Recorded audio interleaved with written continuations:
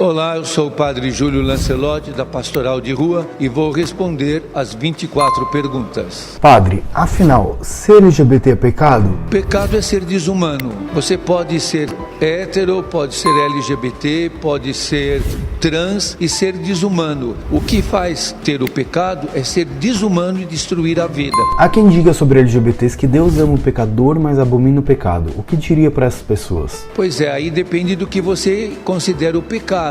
O pecado é matar, o pecado é destruir, o pecado é jogar as pessoas na fome, o pecado é destruir a vida e a dignidade humana. Nós não podemos vincular LGBT e pecado. Nós temos que desvincular e saber que o pecado, ele está presente na vida de todas as pessoas ou não. Não depende da questão de gênero, depende da questão humana. Há uma ala conservadora da sua igreja que é contra LGBTs, enquanto há pessoas mais progressistas como você.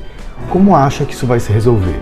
Eu acho que isso não vai se resolver. O conflito sempre haverá, porque os que são contra os grupos LGBTQIA+, não são só religiosos. Então, essa é uma questão humana, uma questão de aversão, uma questão de LGBTfobia, que eu acredito que não será resolvida. Nós podemos, em alguns momentos, amenizar, em alguns momentos vai se agudizar, mas é uma luta permanente. Por que você decidiu ser padre? Olha, a decisão não tem uma decisão mágica, em tal momento eu decidi. Toda decisão é uma construção e toda decisão é uma escolha. Entre as várias possibilidades da minha vida, eu era professor. Eu acabei entrando no presbitério, sendo ordenado padre, numa construção pessoal, espiritual e social. Se pudesse ter um superpoder, qual escolheria? Nenhum, eu não gosto de superpoder. Eu prefiro ser fraco, humano e vulnerável, como eu sou.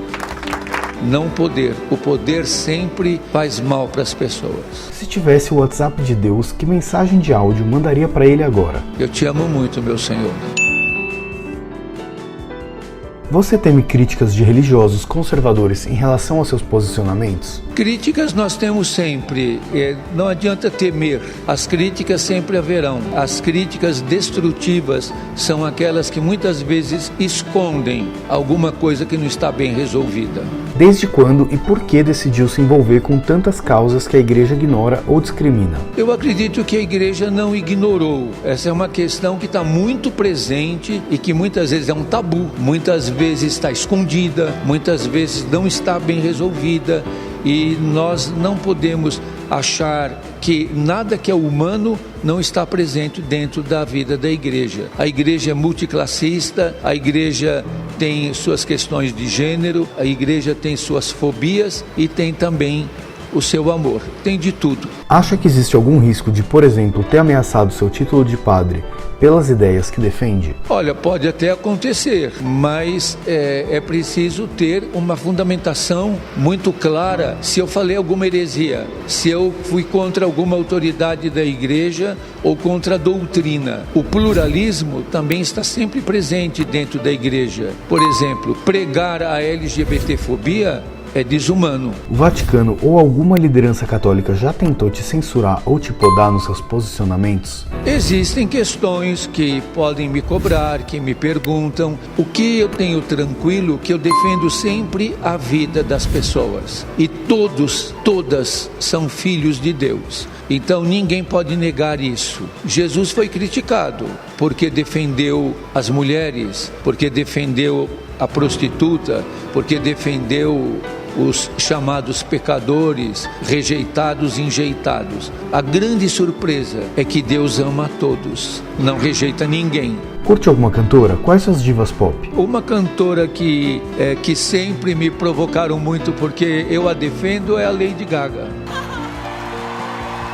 Se não fosse padre, que carreira acha que seguiria? Qualquer carreira que eu poderia ter, eu gostei muito de ser professor, mas eu acho que a gente deve ter qualquer carreira desde que humanize a vida, mas professor é uma. Acredita que algum dia a igreja acolherá plenamente os LGBTs oficialmente? Eu acredito que em posicionamentos oficiais é difícil de esperar. O importante não é a declaração oficial, o importante é a vida. Muitas vezes a igreja fez declarações oficiais que tiveram que ser desmanchadas, como por exemplo quando diz que os índios não tinham alma, era uma declaração oficial. Quando diziam que a mulher era feita por Deus da cintura para cima, era uma declaração oficial. E essas declarações oficiais caducaram, porque toda declaração oficial da igreja, ela está marcada pelo momento histórico que ela está sendo dita, pela visão onde ela está sendo elaborada. Sua presença discursando no concurso Mr. Trans Brasil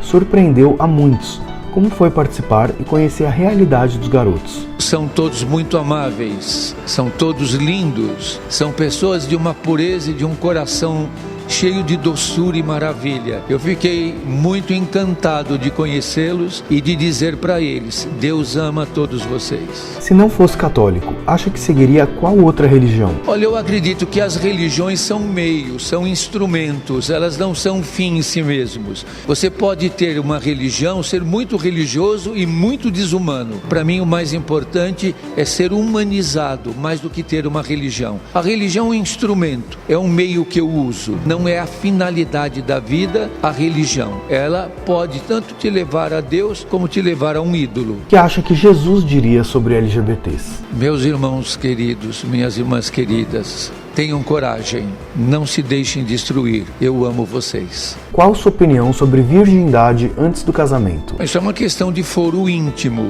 e é uma questão que ninguém está autorizado a perguntar. Eu já fiz na minha vida como padre mais de 5.000 casamentos. É uma pergunta que nunca se faz a ninguém. A virgindade, ela pode ser um valor dentro do cristianismo, mas não era um valor no judaísmo. Inclusive no judaísmo, ser virgem significava a impossibilidade de perpetuar o povo e de vir o Messias. Depois foi vista como uma virtude. Eu acho que hoje é uma condição humana. Quem tem mais chance de ir para o céu, um gay ateu ou um cristão homofóbico? Todos têm chance, desde que não façam mal. A homofobia, sem dúvida, é um pecado grave. Que diria para uma pessoa que se diz cristã, mas faz arminha com a mão?